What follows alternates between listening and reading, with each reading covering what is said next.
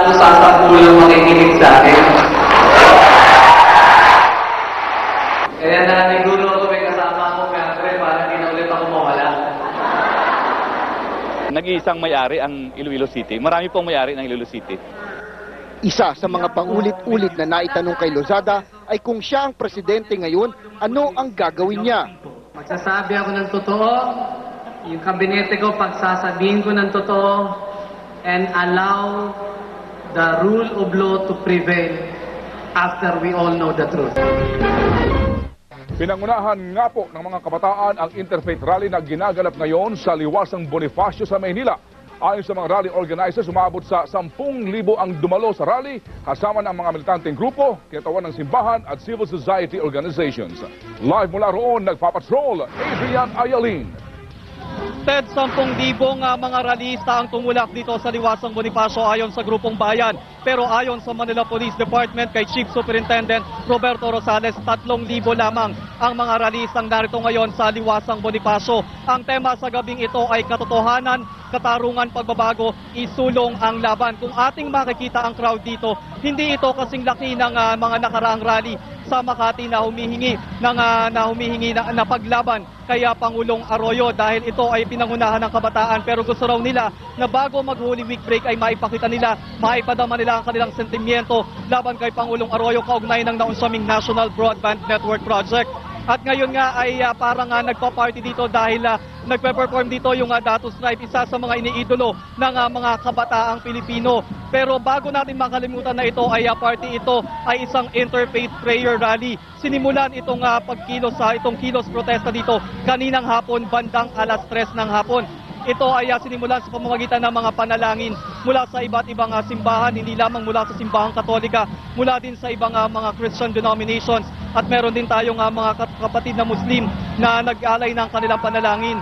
Nandito rin yung mga usual suspects, kumbaga ang mga obispo na kritiko ni Pangulong Arroyo tulad ni Archbishop Oscar Cruz at Bishop Teodoro Bacani. Ipinaliwanag nila na yung ibang obispo ay may ibang commitment daw at si Catholic Bishops Conference of the Philippines President Angel Lagdameo naman ay may sakit ngayon at hindi makakadalo sa prayer rally na ito. Nagkaroon din ng pagpapalipad ng lobo, pagpapalipad ng mga kalapati na simbolo daw ng pagpapalipad na simbolo daw ng kalayaan. Dahil ito nga ay interfaith prayer rally na humihiling para sa katotohanan ukol dito sa National Broadband Network Project. Pero hindi lamang ang mga kabataan hindi lamang ang mga simbahan ang bida dito, kundi ang mga kabataan. Kanina isa-isang tinawag sa entablado ang mga pinuno ng iba't ibang mga student organizations, student councils, hindi lamang ng mga colleges at universities, kundi meron din tayong mga nakita na mga high school students dito. At lahat sila nag-alay tulad ditong skit na ito na patama sa Administrasyong Arroyo. Sa eleksyon, tansya ko nga mga 728 million yon. Go! Always believe in your soul. At kanta ng mga Soulja Boy. Ang magnanakaw ay takot sa kapwa magnanakaw.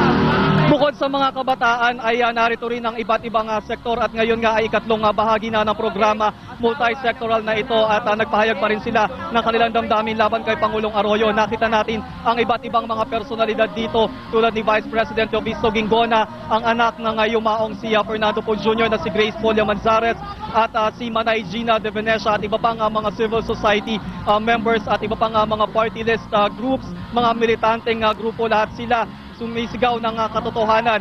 Ang karamihan sa kanila ay humingi ng pagbibitiw ni Pangulong Arroyo, pero dapat nating linawin na yung iba rito ay humihingi pa lamang ng katotohanan at magsalita na raw ang mga dapat magsalita mula sa gabinete ni Pangulong Arroyo dahil nga dito sa NBN Broadband o National Broadband Network Project.